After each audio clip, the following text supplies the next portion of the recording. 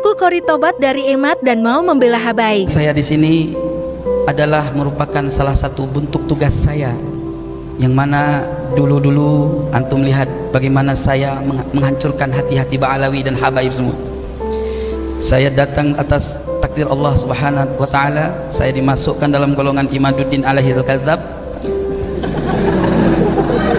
Betul, enggak bohong itu. Jadi saya Allah masukkan ke situ dan saya tidak tahu apa-apa sebetulnya, demi ingin mencari suatu kebenaran.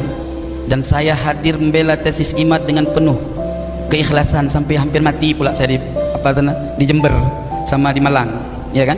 Itu semua apa? Allah yang Maha tahu maksud hati saya punya. Akhina fillah yang dirahmati oleh Allah, teriakan saya demi teriakan saya menghancurkan hatinya Habaib dan Muhibbin. Mudah-mudahan menjadi fadilah yang akhirnya menjadi maghfirah dari Allah Subhanahu wa taala. Allah Maha tahu maksud segala hamba ini, ya. Pada prinsipnya saya adalah pengkaji pengetahuan. Yang benar adalah benar, yang salah adalah salah, ya Habib. Tidak ada kemurkaan di dalam hati, ya Habib. Maka oleh sebab itu leluhur Ba'alawi selalu mencari saya, mencabut kebusukan di dalam hati saya. Setelah saya pulang ke Aceh 2 bulan, saya cari lawan. Saya kan cari lawan dulu itu, ya. Saya cari lawan debat supaya saya ini terlepas dari ikatan Imad sebetulnya. Kan sering kali antum dengar di komentar saya dengan Wafi waktu di yang waktu ada diskusi di Robitoh. Nah itu saya kesal sama Imad itu, kenapa dia nggak mau menyelesaikan tesisnya dengan orang-orang yang ilmiah. Di sini saya udah mulai kacau, saya punya hati ini bener nggak nih orang ini, jangan sampai saya tersesat pula kan.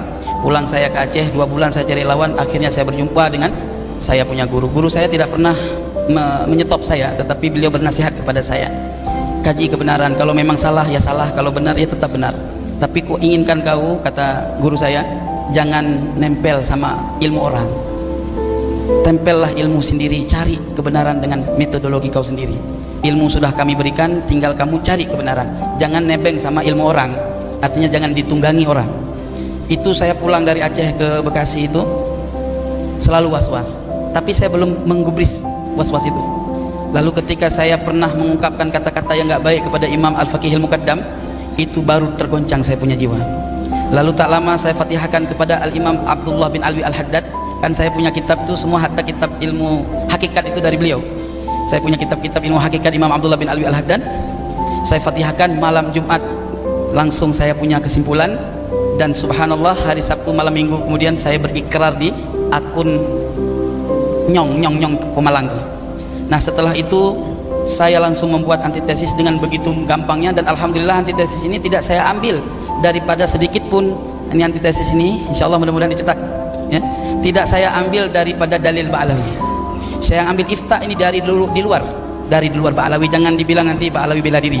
Nah ini semua ada 102 daftar pustaka, artinya 102 referensi untuk mensahihkan nasab Ba'alawi dari abad ke-5 Hijri sampai abad 15 Hijri sampai hari ini. Dan ini pantaslah Imam As-Sakhawi mengatakan nasab Ba'alawi adalah mujma'un alaihil ummah. Ini pantas. Maka oleh sebab itu, akhina fillah yang dirahmati oleh Allah semua, saya nggak pandai berbicara, ini gemetar saya sebetulnya. Iya gemetar. Kenapa? Memang karena ini rahasia Allah. Allah Subhanahu wa taala berfirman di dalam Al-Qur'an, "Wallahu khalaqakum wa ma ta'malun." Allah menciptakan kamu dan menciptakan perbuatanmu. Kita nggak tahu, ini semua rahasia Allah. Saya ini adalah orang terdepan yang membela tesis Imad. Betul? Saya orang terdepan yang membicarakan tesis Imad sampai dia langit ke Sidratul Muntaha. Nah, tugas saya hari ini mau tarik dia balik ke bumi, jangan sampai di sana terus. Nah, itu tugas saya. Mohon semua handai taulan semua, mohon dukungannya. Ada sedikit ya tambahannya. Ini ingin saya sampaikan bahwa berhati-hati. Ada 3-4 metode untuk menghancurkan Ba'alawi bukan dari sudut nasab. Ini harus kita perangi metode ini. Ini sumbernya saya juga. Jahannam betul. Allah ya Rabb.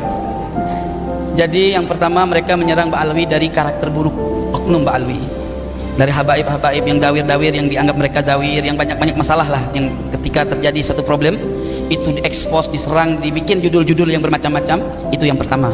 Yang kedua, mereka menyerang Ba'alawi dari informasi karomah yang disampaikan dalam setiap-tiap ceramah, lalu dicari di dalam kitab-kitab tentang karomah ulama-ulama Ba'alawi.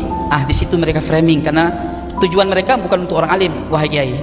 tujuan mereka bagaimana pemahaman karomah ini di antara orang-orang awam yang nggak punya pengetahuan karomah itu terdoktrin sehingga mereka mengatakan ini khurafat. Kalau sudah mereka bilang khurafat, maka mereka akan mengatakan leluhur Ba'alawi ini pendusta. Terus mereka akan mengatakan bahkan sampai kepada manzilah riddah. Na'udzubillah, semarauzubillah. Yang keberapa?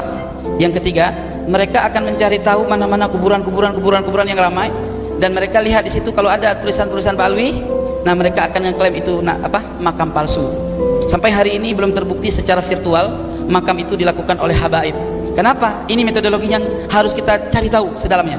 Apa metodologinya? Mereka temukan makam-makam palsu, lalu mereka klaim itu dari Ba'alawi, tapi dihancurkan buktinya. Coba berpikir, kenapa mereka hancurkan buktinya?